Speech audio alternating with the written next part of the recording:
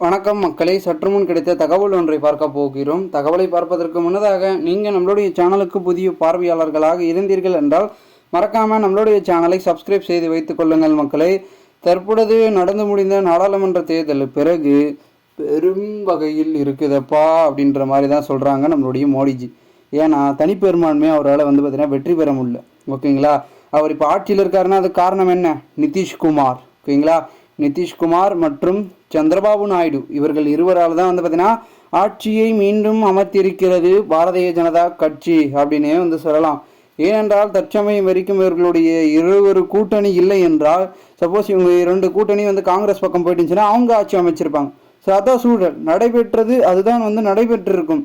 தற்போது பரவாயில்ல அப்படின்ற மாதிரி, சரி அவங்க கேட்கறத கொடுத்துடலாம் அப்படின்ற ஒரு முரண்புக்கு வந்ததுனால தான் பாஜக தற்பொழுது ஆட்சியை அமைத்திருக்கிறது. 3வது முறையாக மோடி பிரதமர் அப்படின்ற மாதிரி சொல்லி கொண்டிருக்கிறார். ஸோ இந்த ஒரு சூழலில் தற்போது அவங்க எப்பொழுது வேண்டுமானாலும் மாறலாம்.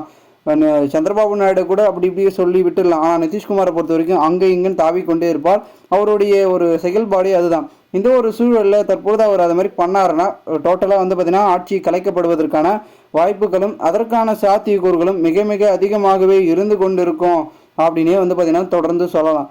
ஏன்னா தற்பொழுதை பொறுத்த வரைக்கும் மிகப்பெரிய அளவில் பார்க்கக்கூடிய பார்த்தீங்கன்னா நிதிஷ்குமார் அவர்கள் பெரும் விதத்தில் இருக்கிறார். ஓகேங்களா, என்னதான் சொல்லிட்டு இருந்தாலும் அண்ணாமலை அவர்கள் மோடிஜி கிட்ட என்ன சொல்லியிருக்காங்கன்னா, விட்டு பிடிக்கலாம் அப்போ தான் நம்ம பெரும்பான்மை இருக்க முடியும். இல்லைனா அவங்க ஏதாவது அப்படி இப்படின்னு கருத்து வேறுபடுந்தால் கூட போயிடுவாங்க அப்படின்ற ஒரு சூழல் இருக்குது.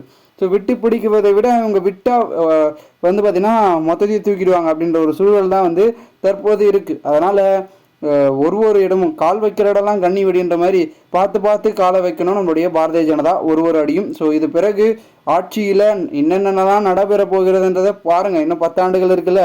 ஸோ ஒரு ஆண்டுமே நம்மளுடைய பாரதிய ஜனதாவுக்கு சிக்கல் தான். ஓகேங்களா, எது கொண்டு வந்தாலும் 3 பேர்கிட்ட கேட்கணும், எது பண்ணாலும் 3ஆக பண்ணணும். திட்டமாக இருந்தாலும் சரி, செயல்பாடாக இருந்தாலும் சரி, ஏன் மீட்டிங்காக இருந்தாலும் சரி, எல்லாமே 3ஆக தான் பண்ணணும். ஸோ 3 அடி அப்படின்ற மாதிரி இது 3 வேலை அப்படின்ற கதையாயிடுச்சு.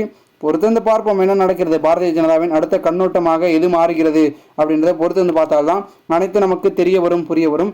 மேலும் இந்த ஒரு தகவலை குறித்த பொதுமக்கள் உங்களுடைய கருத்துக்களை மறக்காமல் கமெண்ட் மூலமாக தெரிவிங்கள். இது போன்று நீங்கள் அரசியல் சார்ந்த நிகழ்வுகளாம் தினசரி தெரிந்து கொள்ள நம்மளுடைய சேனலை சப்ஸ்கிரைப் செய்து வைத்துக் கொள்ளுங்கள் மக்களே.